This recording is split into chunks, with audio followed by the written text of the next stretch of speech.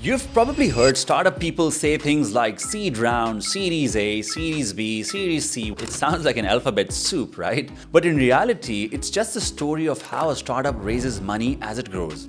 So let me break it down for you stage by stage with real data. Now, here's the truth. Startups usually don't make money at the beginning. In fact, they often lose money for years simply because you're building this product, you're hiring the team, you're developing the tech, and you're trying to scale. And therefore, it takes a long time before the revenue catches up. That's why startups have to raise money from the investors, and that too gradually in stages. And at every stage, the expectations change, the type of investors change, and the check sizes changes too. It basically gets bigger. Think of it like a video game. At each round, you have to achieve something. That way, you get to the next level and unlock higher gains. So let's dive into the funding rounds. The first is pre-seed or seed round. What it means is, it is at the very beginning of your journey. And the job is very simple. You just have to prove the idea. This usually means building an MVP, which is the minimum viable product. Basically, this means build the simplest version of your idea that people can just try. Who funds at this stage?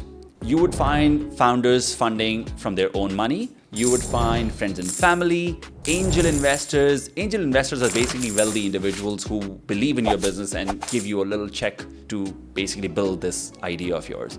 And sometimes small seed venture capital funds as well. According to Carta, at this stage, the fundraise or the amount of money that you're raising is around $1 million or less, and the business valuation is close to $5 to $10 million, somewhere in between.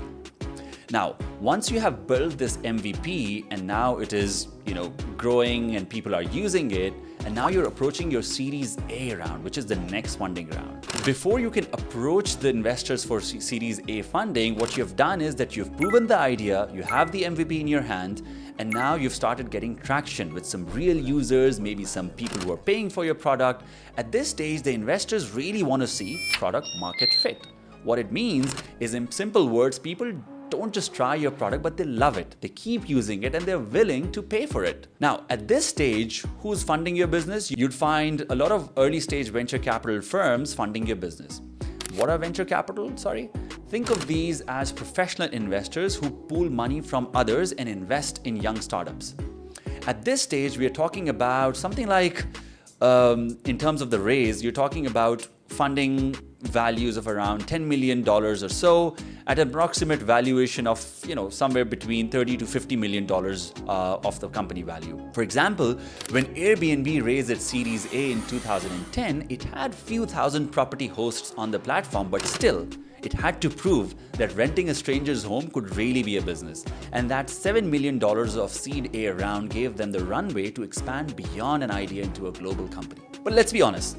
There's a quick reality check. Not every startup makes it beyond the seed funding round. As a matter of fact, only about 50% of the startups that raise a seed round ever make it to the Series A. Guess what? Because they die within the early stage. Recall the valley of death. Once you're done with your Series A, what you've done is you've basically done two things. You've had the MVP, the minimum viable product, and at the same time, you've had product market fit, and now your business is growing. Now, as you approach investors for a Series B round, the product is already proven, and the expectation is that the company is growing fast.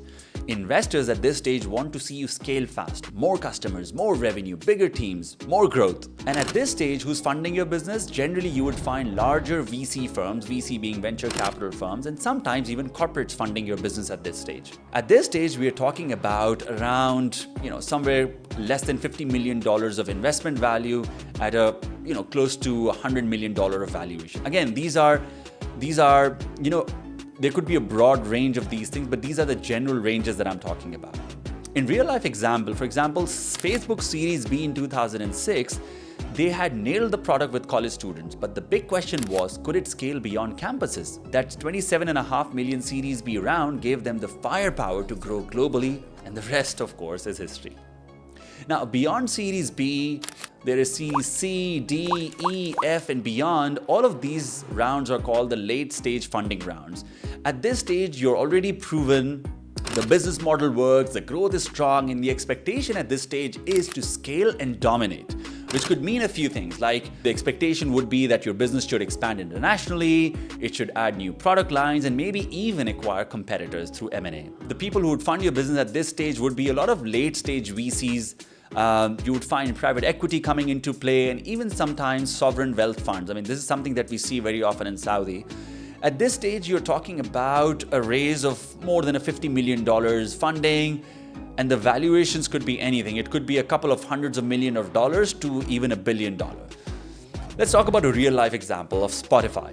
Before it went public, it raised several late-stage rounds. And why were those rounds raised? Those were raised for global expansion, pushing into the US, the Europe, and beyond, and locking in its place as the world's biggest music streaming platform. Now, after all these late-stage rounds, C, D, E, F, G, H, whatever, what finally comes is an exit. Exit for who? The exit for the early stage investors. An exit can happen in a few ways. It could happen through an IPO, it could happen by selling the business to a bigger company. For example, Amazon IPO'd in 1997, just 3 years after its launch, while Airbnb IPO'd in 2020, more than a decade after it started, while Instagram never IPO'd. So how was the exit? Facebook bought it for $1 billion. To recap, here's a simple way to think about fundraising. Each round is like a checkpoint. At seed round, you have to prove the idea by building the MVP. At Series A round, you have to prove people want your product by establishing or demonstrating product market fit. At Series B, you have to prove that you can grow fast. At Series C and beyond, you need to prove that you can dominate the market. Now, each round should generally buy you enough runway. We're going to talk about runway in another video. It should provide you enough runway, or should provide you enough money to hit the next proof point.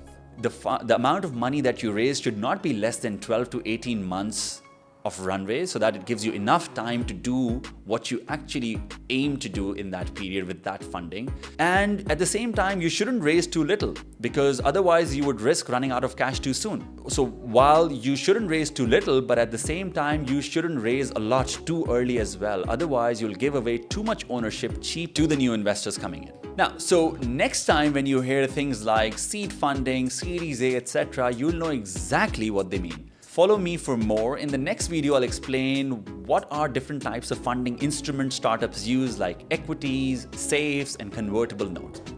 Hang on.